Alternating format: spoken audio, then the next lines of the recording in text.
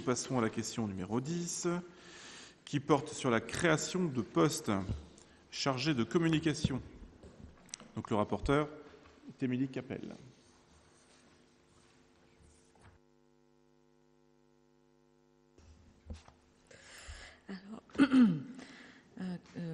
Par délibération du 28 septembre dernier, le Conseil municipal a décidé de résilier la convention portant création d'un service commun communication entre la ville d'Avranches et la communauté de communes Avranches-Mont-Saint-Michel, l'objectif étant de retrouver plus de réactivité et de marge de manœuvre pour la gestion directe d'un service communication.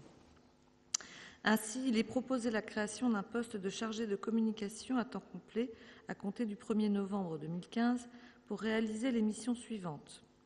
Contribuer à l'élaboration de la stratégie de communication de la collectivité, organiser des actions de communication et de relations publiques, concevoir des outils de communication, développer la communication interne. Cet emploi pourrait être pourvu par un fonctionnaire de catégorie A ou B de la filière administrative au grade de attaché territorial, rédacteur principal de première classe, rédacteur principal de deuxième classe, rédacteur. En cas de recrutement infructueux de fonctionnaires, les fonctions peuvent être exercées par un contractuel relevant de la catégorie A ou B, selon le profil du candidat, dans les conditions fixées à l'article 3-2 ou 3-3 de la loi 84-53 du 26 janvier 1984. Il ou elle devra, dans ce cas, justifier d'un diplôme dans le domaine de la communication et ou d'une expérience en communication institutionnelle.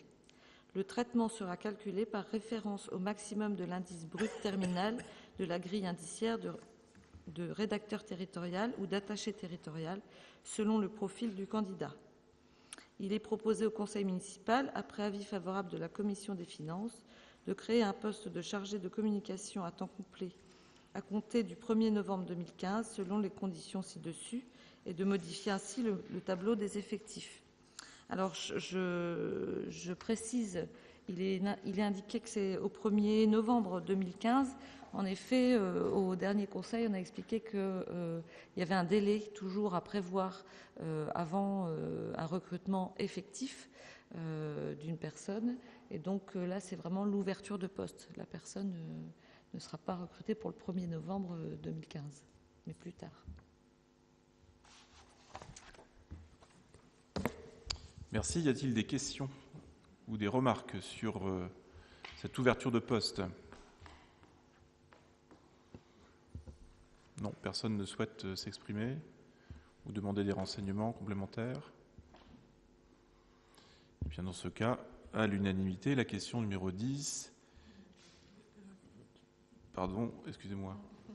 Je vais beaucoup trop vite. Vous voyez, tout est trop calme et trop paisible. On s'endort presque.